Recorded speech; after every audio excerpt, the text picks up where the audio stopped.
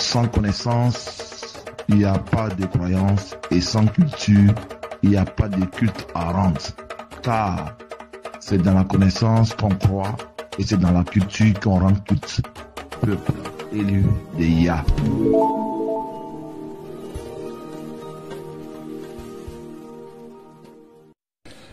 Je vous salue, chers frères et sœurs.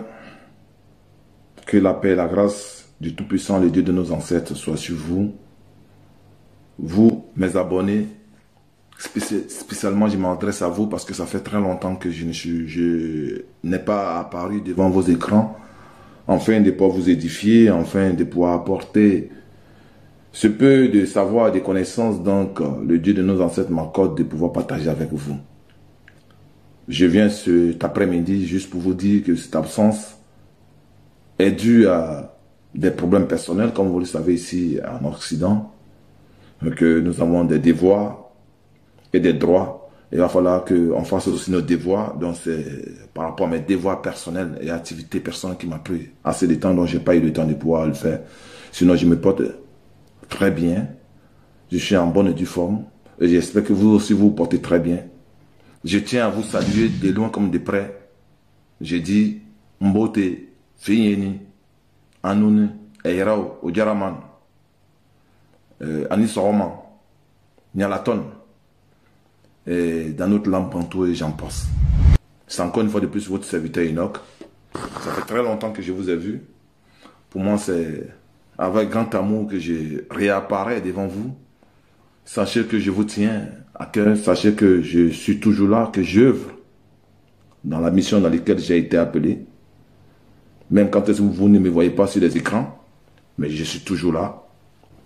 Je vais vers les frères et les sœurs pour pouvoir œuvrer dans ce sens, afin de pouvoir les ramener à la connaissance vraie dont toutes les professions ont été accomplies sur notre peuple.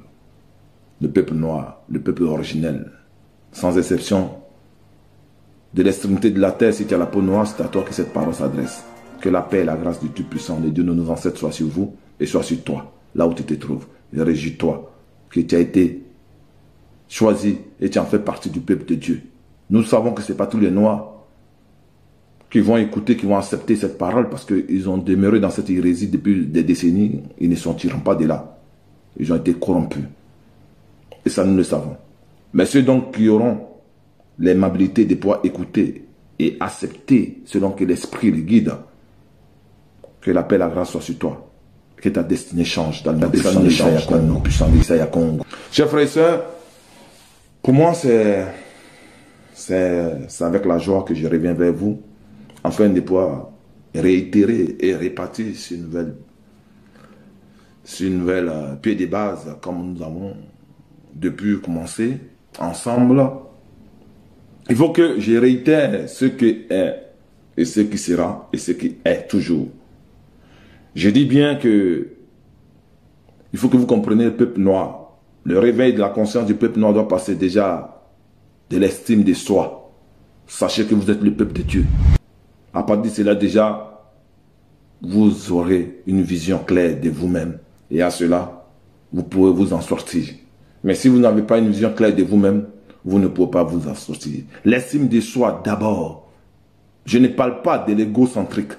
Je ne parle pas de l'orgueil. Je parle de l'estime de soi. Quand tu as la peau noire, tu dois t'estimer heureux parce que c'est à toi que la grâce a été accordée. C'est de ça qu'il s'agit.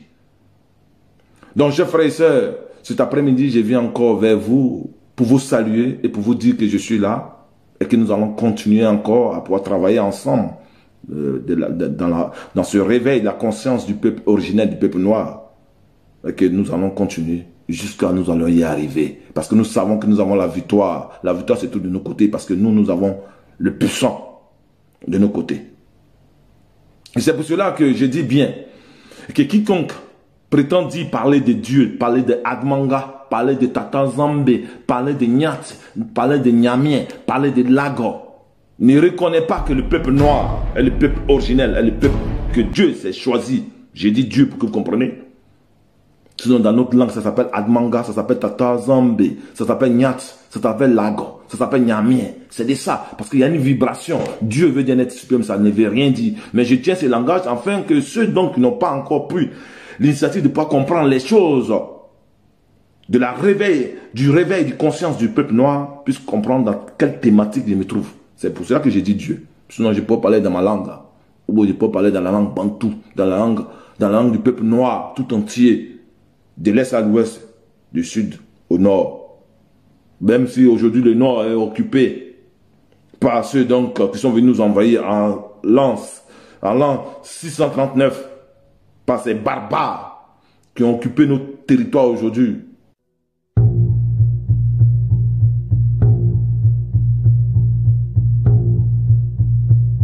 Berlin, novembre 1884.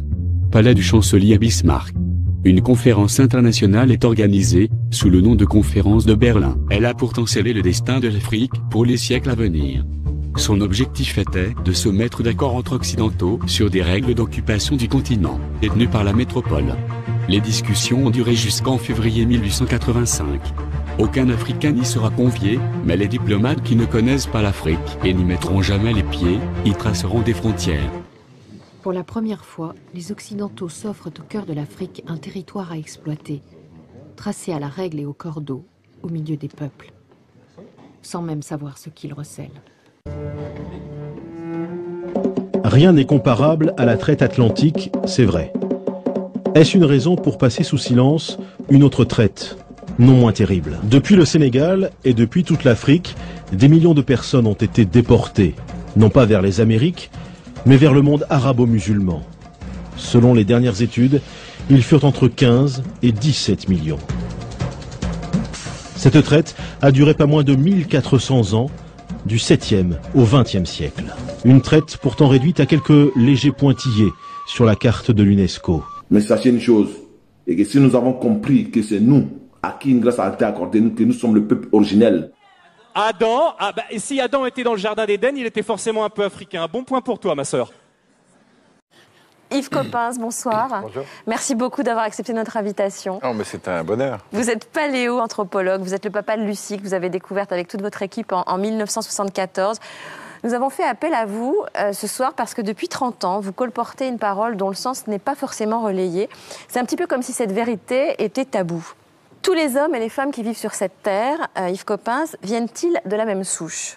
Absolument, absolument. Tous les premiers hommes sont apparus en Afrique et étaient africains. Tous nos ancêtres étaient africains. Nous sommes tous africains, Karine. Ça veut dire que tous nos ancêtres, Yves Coppens, en Afrique, il y avait du soleil, tous nos ancêtres étaient noirs. Nous allons reprendre possession de tout ce qui nous a été volé, tout ce qui nous a été usurpé. Parce que quand est-ce que nous allons nous unir et que nous allons comprendre de ne pas stigmatiser nos frères, quel que soit où s'ils se trouvent au Brésil, s'ils se trouvent en Martinique, s'ils se trouvent en Guadeloupe, s'ils se trouvent partout, se trouvent.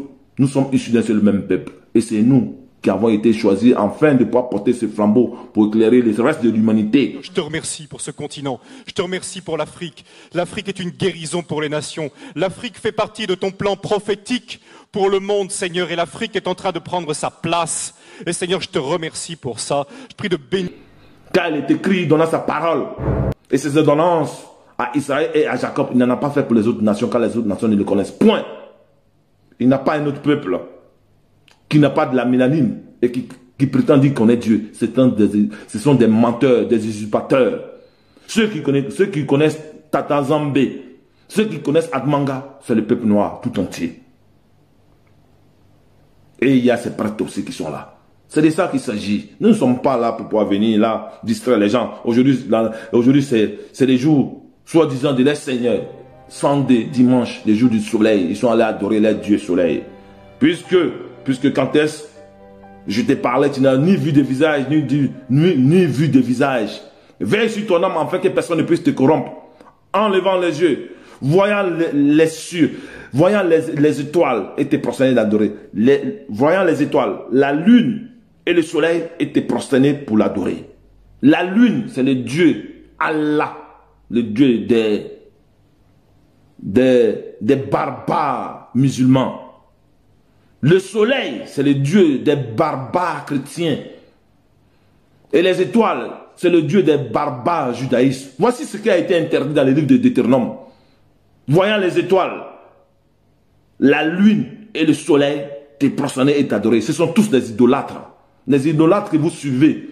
Vous suivez, nous avons été trompés depuis des décennies dans cette idolâtrie. Pour ne pas, puisque vous avez connu le véritable Dieu et vous ne l'avez pas rendu gloire et vous ne l'avez pas honoré. C'est pour ça qu'il vous est livré à votre propre passion. Vous êtes livré dans vos propres passions. C'est de ça qu'il s'agit. Donc, chers frères et sœurs, encore votre serviteur Enoch. Je suis de retour. Chers frères et sœurs, donc, comme je le disais, je suis véritablement de retour. Et nous allons répartir là où on était arrêté. Nous allons reprendre le chemin pour y arriver. Vous savez qu'il est écrit dans les Écritures de nos ancêtres, il faut que vous sachiez une chose, que je dis bien, une chose. Il faut que tous ceux donc qui vont regarder cette vidéo puissent comprendre et puissent prendre le train en marche. Je dis bien la Bible, le Coran, la Torah est notre histoire qui a été changée, tripotée, rajoutée, donc qui est revenue sous forme des Bibles et de Coran et de la Torah. Sinon, c'était Mehdi Metcher. Mehdi Metcher qui veut dire les paroles saintes dont nos ancêtres avaient écrit pour nous laisser de génération en génération pour nous les transmettre. C'est pour cela que dans les Écritures de nos ancêtres, donc cette partie donc qui se trouve dans ce que vous appelez la Bible, dit toutes ces paroles et toutes ces lois que je t'ai prescrites aujourd'hui, garde-le bien pour enseigner les enfants de tes enfants de génération en génération. C'était une transition de génération en génération, raison pour laquelle chez nous il y a les fêtes des générations. Il y a les fêtes des générations, c'est une passation du pouvoir de cette génération à une autre génération, et c'est de génération à génération. Et ces mœurs sont restées jusqu'à aujourd'hui dans nos coutumes et dans nos traditions. Mais nous les avons abandonnés au détriment du christianisme, au détriment de l'islam, au détriment du judaïsme, au détriment de toutes ces religions qui sont venues avec la barbarie, avec la violence, avec les viols et l'atrocité. La raison pour laquelle nous avons abandonné toute notre culture et toutes nos traditions dont nous allons revoir et dont nous devons revenir afin de pouvoir retrouver notre mémoire. Même malgré que nous avons abandonné toutes ces choses, les traces y sont parce que les faits sont têtus. C'est de ça qu'il s'agit. Donc, beaucoup me posent la question, mais pourquoi tu prends la Bible? Tu dis que la Bible est remplie de fausseté, mais pourquoi tu prends la Bible et le Coran, tu te bases sur la Bible, le Coran et la Torah, donc tu as lu et tu prends ces versets pour pouvoir parler. Donc, je réitère encore tout en disant, la Bible, le Coran, la Torah est notre histoire qui a été volée. Depuis que nous avons perdu l'initiative, l'homme noir a perdu l'initiative. Quand est-ce que nos pays a été conquis par nos ennemis en 639 par les Arabes d'abord. Et est venu le reste de ses frères pour nous dépouiller, pour nous voler tous nos savoirs, toutes nos connaissances. C'est toujours des penseurs musulmans qui le disent. Par conséquence, de l'autre nous dit, Ibn Khaldun qui dit par conséquence, la nation nègre est en règle générale soumise à l'esclavage, car les Noirs ont peu de choses qui sont essentiellement humaines et dont les attributs assez similaires à ceux des animaux muets, comme nous l'avons dit. Un autre, parmi les voisins de la Boudja, Makdisi, avait entendu dire qu'il n'y avait pas de mariage entre eux, parlant des Blancs, des Arabes et des Noirs. L'enfant ne connaît pas son père, donc il n'y a pas de mariage entre eux. L'enfant ne connaît pas son père, il mange des gens, donc parlant ils sont que décrits les Noirs ici. Mais Dieu le sait mieux. Quant aux ans, ce sont des gens de couleur noire, au nez plat, aux cheveux crépus, peu compréhensibles ou intelligents. Voilà un autre qui déclare en disant « Nous savons que les ans, les Noirs, sont les moins intelligents. » Il faut que vous sachiez une chose. Depuis le 14e siècle jusqu'au 19e siècle, l'homme noir n'avait pas droit à écrire et à apprendre à lire. Pendant ce temps, puisque c'est nous qui sommes à la base de l'invention de l'écriture, les écritures ont été inventées par nos ancêtres. Donc c'est nos ancêtres qui ont écrit pour laisser de génération en génération, comme je viens de vous le dire. Maintenant, pendant tous ces siècles, qu'est-ce que ces écritures, elles étaient où? Et qu'est-ce qu'ils faisaient de ces écritures? Parce qu'on n'avait pas droit à apprendre à écrire, à lire et à apprendre quoi que ce soit. Et quand ils ont fini de fomenter toutes ces choses, sous forme de Bible, de Coran et de Torah, ils sont revenus nous donner. Et quand nous la lisons, nous ne voyons plus notre histoire, mais nous voyons l'histoire de nos ennemis. Et c'est pour cela que un de nos pères disait, Aimé Césaire disait, quand est-ce l'histoire de la chasse est racontée par les chasseurs, ils se vantent de comment est-ce qu'il a chassé. Mais si l'histoire de la chasse aussi est racontée par les lions aussi racontera comment est-ce qu'il a pu dévorer les chasseurs qui venaient les chasser. Et c'est de ça qu'il s'agit. Nous sommes dans un monde de mensonges et de stupidité.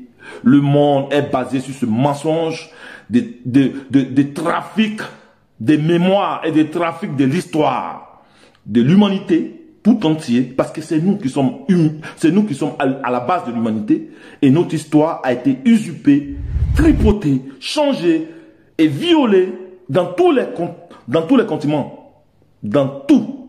Et aujourd'hui, on nous représente une histoire fallacieuse, falsifiée, flagellée, sous forme de Bible, de Coran et de Torah. Donc, j'ai le devoir et j'ai le droit de pouvoir m'approprier ce qu'est l'héritage de mes ancêtres. Donc, quand je vois dans n'importe quel écrit, que ce soit la Bible, que ce soit le Coran, que ce soit la Torah, j'ai le devoir de pouvoir m'en servir de cela et la brandir aux yeux de tous et aux yeux de tout pour dire que ça, c'est mon histoire. Je me la réapproprie. C'est tout. Sinon, je vous dis, la Bible, le Coran, la Torah est notre histoire qui a été volée, échangée et tripotée et falsifiée dans tout genre et beaucoup d'hérésie et beaucoup de mensonges. La Bible, la Bible, le Coran, la Torah, tout ceci a été écrit par les pères esclavagistes afin que le peuple noir puisse accepter cette condition de vivre d'esclaves. Parce que tout le temps, en acceptant la Bible et le Coran comme parole de Dieu, nous acceptons nos conditions de vie. Et à cela, nous sommes soumis et nous sommes des toutous. On peut faire de tout ce qu'on veut de nous. Et c'est à cela qu'ils sont arrivés. Mais ce qu'ils ne savaient pas, il y a un temps pour toutes choses. Le temps de retrouver notre mémoire, le temps de la réappropriation de notre mémoire est arrivé. Et nous sommes en train de nous réapproprier. Et le Dieu de nos ancêtres est en train de nous faire revenir notre mémoire afin de pouvoir nous réapproprier ce qui nous a été volé. Donc quiconque attend ces paroles et qui ne sait pas faire, qui ne sait pas distinguer les choses, les temps et les circonstances, et qui ne sait pas aussi écouter par l'esprit d'analyse et de critique, dira, mais cet homme il est fou. Mais oui, c'est normal. Si tu dis ça, je ne t'en voudrais pas. Mais par contre, sois attentif et prête ton oreille à ce que j'ai dit, et tu entendras ce qui vient du très haut. C'est le temps de la connaissance. Nous disons une chose, sans connaissance, il n'y a pas de croyance. Et sans culture, il n'y a pas de culte à rendre. C'est dans la connaissance découle la croyance et c'est dans la culture découle le culte. Vous rendez un culte à ce que vous ne connaissez pas. Et vous croyez en quelque chose que vous ne maîtrisez pas, que vous ne connaissez pas. C'est de ça qu'aujourd'hui, la vérité finira par triompher. Le mensonge a beau durer, mais la vérité arrive à pas présent et sûr. Raison pour laquelle vous allez voir une vidéo où un musulman est en train de crier sa rage parce qu'il a été trompé. Il a vu qu'il a été trompé depuis des décennies. Il a adoré un faux Dieu. Et donc quand nous disons que tous ces dieux sont des faux dieux, toutes ces religions sont des fausses, ce sont des religions esclavagistes, ce sont des religions pour assujettir, pour dominer et pour opprimer le peuple noir. Vous dites que nous sommes fous, nous savons pas. Mais vous allez voir cette vidéo où il est en train de crier sa rage. Même qui rejette le Coran. Voici un père musulman qui comprend qu'il a été trompé et qui hurle sa rage, qui déchire le Coran, qui renie Mohamed. Regardez. مش هيلاقي محمد بديع جنبه ولا خيرت الشاطر هيتدفن في متر في متر نجيب له ايه اكتر من 33 مليون في الشارع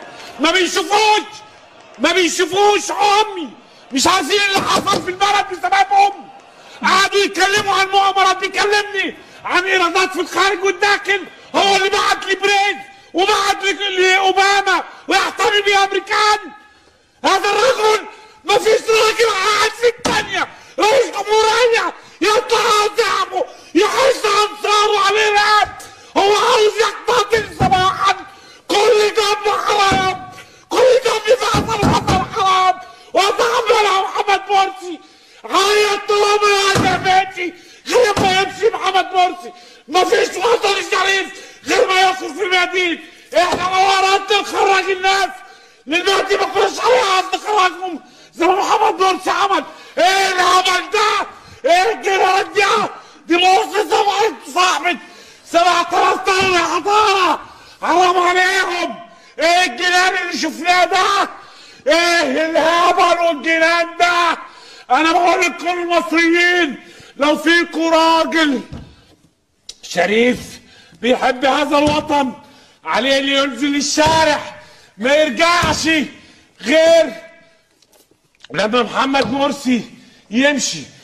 كنا بنقول لحد امبارح او من ساعات عليه انه هو انا خايفه عليه انه هو استاذ ايهاب ثواني بس عشان خاطري عليه انه انا خايفه بس عليه يدعو الانتخابات. هذا الرجل انتهى وجماعته انتهت. انا خايفه عليه. ومصر مقبره الارهاب والتطرف انتهت خلاص. اكذوبه الاخوان عشان انت عندك القلب يا ايهاب. ما شفناش واحد منهم من قاداتهم اهدى انت عندك القلب. يطلع هو اهدى هتموت كده هتموت كده. هيبقى في مواجهه مين؟ ما يستاهلش والله. هيبقى في مواجهه الجيش والشرطه والشعب. نجيب له ايه اكتر من 33 مليون عشان خاطري. اهدى انا خايفه عليك والله. عند الدستور وحرسه. اهدى بس اهدى. يوم ما عمل ايه على الدستور؟ حرام حرام حرام حرام. طب خلاص ممكن تهدى عشان خاطري 5 دقايق صمت. اهدى اصل انا خايفه عليك. مش مستاهله الحكايه. حاجه ما يستاهلش. مش مستاهله اهدى. طب خلاص خلاص في العقل وفي والله مرسي ما يستاهل تروح فيه. طيب نطلع لفاصل. ايه اللي حصل في مصر؟ نطلع لفاصل. اللي حصل في مصر. Il déchire le Coran. Il n'en a rien à foutre de cette parole de merde dont vous appelez le Coran, dont vous appelez la Bible. Parce que lui, c'est normal qu'il déchire, parce que lui, c'est un caucasien. Lui, c'est un fils de démon. Ses parents ont opprimé nous. Donc, c'est normal qu'il ne comprenne pas. Il ne peut pas comprendre. Mais nous avons l'intelligence et la sagesse de pouvoir comprendre le peu de vérité qui se trouve là-dedans. Et nous avons le devoir de pouvoir faire sortir ça au devant de nos frères et étaler la vérité. Car il est écrit dans les écritures de nos ancêtres que ceux qui ont vous dit dans les secrets, criez-les sur fort sur les toits. Et c'est ce que nous sommes en train de faire. Nous sommes en train de crier sur les toits, afin que quiconque puisse comprendre, que nos frères puissent comprendre, afin d'être délivrés de cette abomination donc on appelle l'église. Afin qu'ils puissent être délivrés de cette abomination donc on appelle mosquée. Afin qu'ils puissent être délivrés de cette abomination qu'on appelle synagogue de Satan de merde. Le temps du réveil du peuple noir est arrivé. Peuple noir, mélaniné, c'est à toi que cette grâce a été accordée. Réveille-toi et tu comprendras tout ce que le Dieu de nos ancêtres. Il est temps de pouvoir nous rassembler. Il faut aussi que nous sortons de notre égocentrique. Nous rassembler et nous devons des hommes puissants. Il n'y a pas un Dieu qui descendra pour vous sauver. Dieu nous a tout donné. Il nous a donné la terre la plus riche. Il nous a donné l'intelligence. Il nous a donné le courage. Quant à la mélanine, tu as plus de force que celui qui n'a pas de la mélanine. Mais pourquoi nous ne la mettons pas en pratique? Parce que ces religions sont venues nous abrutir. Parce que ces religions sont venues dans le but de pouvoir nous faire croire qu'il y a un Dieu qui va venir et un miracle va s'opérer et il va te sauver. Mais nous avons, eux, n'ont pas fait ceci. Ils n'ont pas attendu ce Dieu pour venir, ils n'ont pas attendu pour qu'ils puissent faire quoi que ce soit. Ce sont les forces qui sont venues. C'est pour ça qu'ils ont fait les conférences de Berlin. Ils ont fait les conférences de Berlin. Bien avant qu'ils fassent les conférences de Berlin, nos ancêtres nous avaient déjà dit, dans les écritures de Joël, chapitre 3, du verset 1er à 5, car vous avez partagé mon pays. Mais quel pays qui a été partagé? C'est l'Afrique, c'est notre pays qui a été partagé. Vous avez pris mon or, vous avez pris mon argent, et vous avez pris de ce que j'avais de plus précieux pour envoyer dans votre temple. Qu'est-ce qui était de plus précieux qu'ils ont pris pour envoyer dans les temples? C'est ce qu'on appelle Mehdi Mecher. Et Mehdi Mecher, qui est la parole sainte, les écritures saintes de nos ancêtres, qui est revenu sous forme de Bible avec atrocité et avec les armes pour nous soumettre. Et nos parents qui ne voulaient pas mourir ont accepté de pouvoir nous mettre au monde. Et nous avons accepté ce christianisme. Nous avons accepté l'islam. Nous avons accepté toutes ces religions qui nous oppriment et qui continuent à nous tuer jusqu'à aujourd'hui. Et le temps du réveil, il est temps que tu puisses prendre conscience et que tous nos parents n'étaient pas n'est pas religieux. L'homme noir est spirituel. La spiritualité est différente. La spiritualité est différente de la religion. La religion, c'est une domination de la pensée de l'autre. La religion est un prêt à penser. Ça veut dire ce que moi j'ai dit, vous devez vous allier à ça. La religion est un prêt à penser. La spiritualité, c'est l'émancipation de ton savoir et de ton être entier, afin de pouvoir analyser et afin de pouvoir choisir ce qui est bon et juste pour toi. Voilà ce que veut dire la spiritualité. Mais la spiritualité n'est pas une imposition avec violence, comme aujourd'hui on voit dans toutes ces religions. Quand le pasteur finit de parler, alléluia, amen, c'est fini, personne ne pose de questions. Quand l'imam finit de parler, c'est fini. Et autrefois, c'était pas, là encore, c'est encore bon. Autrefois, c'était la violence. On coupait les mains, on coupait les oreilles. Ils cassaient nos ancêtres. Toutes ces religions sont venues en Afrique pour nous assujettir, pour nous dominer et pour nous oppresser. Peuple élu de Dieu, peuple noir, il est temps que tu te réveilles, afin que tu puisses comprendre que nous sommes envahis par nos ennemis. Les écritures que nos ancêtres nous ont laissées, ce n'est pas la Bible, ce n'est pas le Coran, ce n'est pas la Torah. Je vais vous lire un texte qui fait référence à la Bible. Et je vais vous laisser réfléchir et méditer là-dessus. Parce qu'il est écrit, vous connaîtrez la vérité. La vérité vous affranchira et elle vous rendra libre. Au jour d'aujourd'hui, il n'y a qu'une seule chose. Tant que tu n'as pas connu la vérité, si la vérité, elle était celle dont ils appellent ce petit voyou de PD de Jésus, si c'était lui, mais il n'allait pas dire que vous connaîtrez la vérité. Il allait dire, voilà, voici ce PD de Jésus. Croyez en lui, c'est fini. Mais il dit, vous connaîtrez la vérité. La vérité vous affranchira et elle vous rendra libre. Ça veut dire qu'elle était cachée, cette vérité. Malgré que votre JC qui n'a jamais existé était là. Mais les Écritures de nos ancêtres nous avaient dit, vous connaîtrez la vérité vous affranchira et elle vous rendra libre. Je vais vous lire un texte qui fait référence à la Bible. Voici ce texte. Donc je lis. J'ai voyagé au travers de l'Afrique. Je n'ai vu de mendiants ni de voleurs. J'ai vu des personnes avec des hautes valeurs morales. Et je pense que nous ne pouvons pas conquérir ce pays, à moins que nous ne nous brisons en effraction la colonne vertébrale de cette nation qui est sa spiritualité et son héritage culturel. Par conséquent, je propose que l'on remplace son ancien système éducatif et culturel, ainsi que les Africains penseront que ce qui vient de l'étranger, et en particulier de l'Angleterre, est meilleur, ceux qui croiront. Ils perdront estime de soi, leur culture, et ils deviendront ce que nous voulons qu'ils soient, à savoir une véritable nation dominée. Vous comprenez ça? Cet homme dit, il a traversé toute l'Afrique, il a voyagé dans le pays donc on appelle l'Afrique. L'Afrique est un continent, est un pays qu'ils ont divisé en 1884. Le 15 décembre 1884 au 26 février 1885 à Berlin, ils ont tenu cette réunion pour diviser, pour partager. Donc aujourd'hui, je peux me permettre à dire je suis ivoirien, l'autre peut se dire il est gabonais, l'autre peut dire nous sommes issus d'un seul même peuple.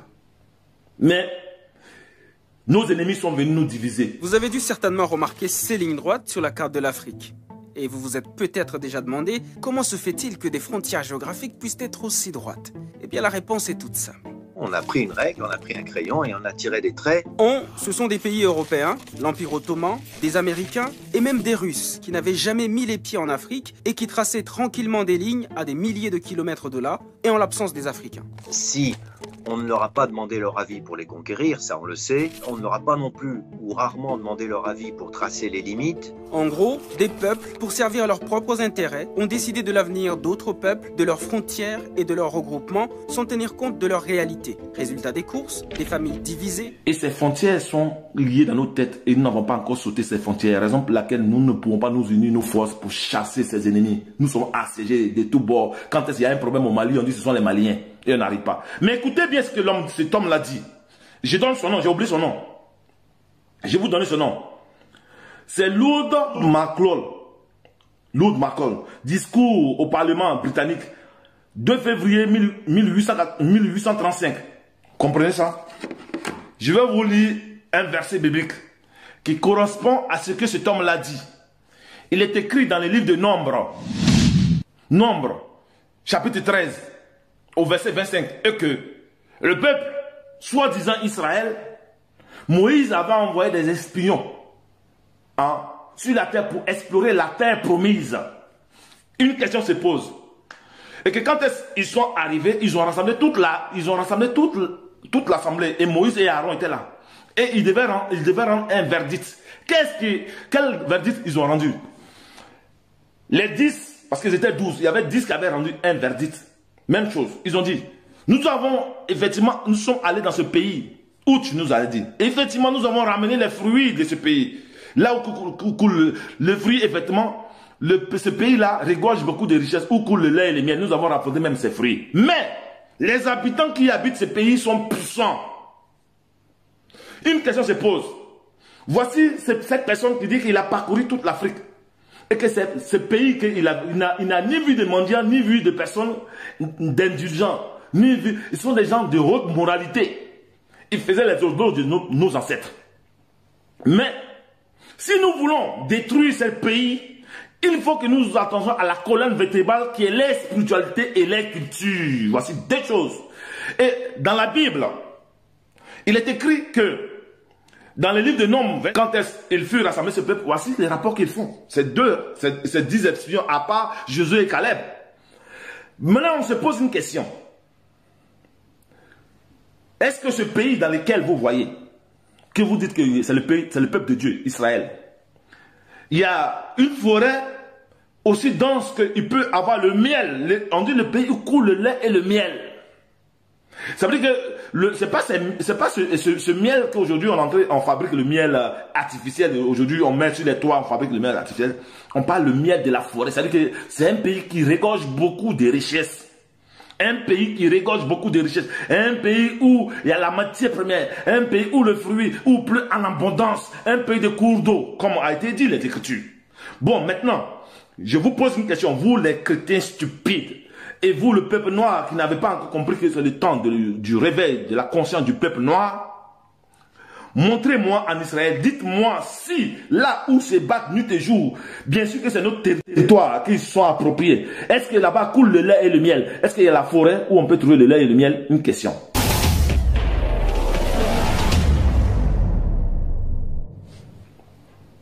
Est-ce que là-bas, il y a l'abondance de la fertilité?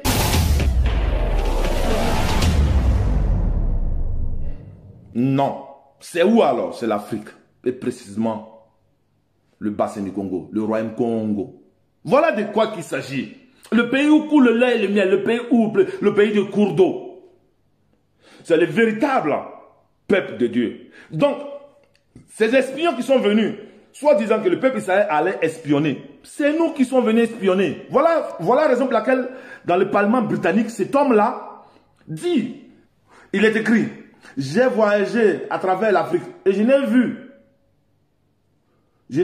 de mendiants ni de voleurs. J'ai vu des personnes avec des hautes valeurs morales et je pense que nous ne pouvons pas conquérir ce pays. La Bible dit, votre Bible a dit, et que quand Moïse a envoyé ses disciples, il a dit, ils sont allés, ils ont vu. Et qu'est-ce qu'il dit? Il dit, ils ont vu des géants, ils ne peuvent pas conquérir ce pays. C'est Josué et Caleb qui a fait un rapport des autres. Je ne parle pas de cela. Mais il faut que vous voyez, il faut que je vous laisse réfléchir avec cette similitude. Nous ne pouvons pas conquérir ce pays. C'est ce que dit ce caucasien qui s'appelle Louz Moklolet. Louz Moklolet, lui-même il est laid, c'est normal.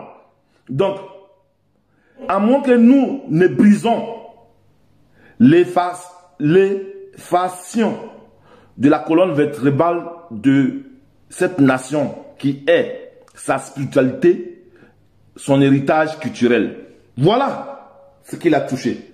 À moins qu'ils ne détruisent notre héritage culturel, notre héritage spirituel. S'ils arrivent à pouvoir le faire, alors ils pourraient prendre possession de ces territoires. Donc aujourd'hui, ils allons faire. L'Afrique du Sud est remplie de blancs. Toute l'Afrique, il n'y avait pas de blancs. Aujourd'hui, au nord de l'Afrique, au sud de l'Afrique, au centre de l'Afrique, il y a les blancs partout. Ce sont des espions qu'ils ont amenés. Et c'est cette affaire qu'ils ont transférée dans la Bible. Et quand vous la lisez, nous voyons que le peuple d'Israël allait conquérir une terre qui n'est pas le leur. Comment est-ce qu'un peuple que Dieu s'est choisi, qui a tout donné, va aller conquérir une autre terre, un autre territoire qui n'est pas le leur? Mais quand ce Dieu-là faisait la terre et qu'il s'est choisi un peu, pourquoi il n'a pas mis ce peuple-là sur une terre qui est déjà fertile? Il faut que ce peuple-là, oh, il est écrit dans les Écritures que tu ne tueras point. Il faut que ce peuple-là puisse aller faire la guerre pour tuer, pour égorger, pour éventrer, pour que maintenant il puisse prendre possession. C'est quel Dieu ça? Ça, c'est le Dieu de la Bible. C'est le Dieu que vous adorez.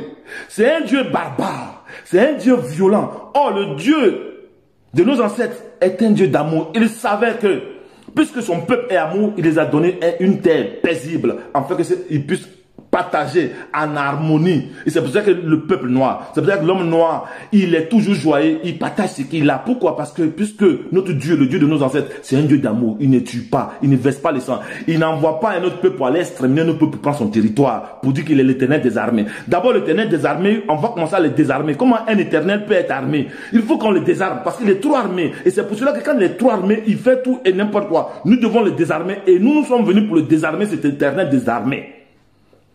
Il faut désarmer l'éternel des armées. Parce que le Dieu de nos ancêtres n'est pas armé. C'est un Dieu d'amour. C'est un Dieu d'harmonie. Il savait que ce peuple qui s'est choisi, le peuple noir, fallait lui donner un territoire où il peut s'émanciper. Et voici ceux donc qui n'en ont pas sont venus explorer, violer, tuer et s'accaparer. Aujourd'hui, l'Afrique est une possession occidentale. Chers frères et sœurs, c'est de ça qu'il s'agit. Je veux que vous réfléchissiez. Au travers de ces tests, Josué et Caleb et tous les 12 sont partis pour explorer. Ils ont vu que ce pays, il ne peut pas prendre possession de ce pays.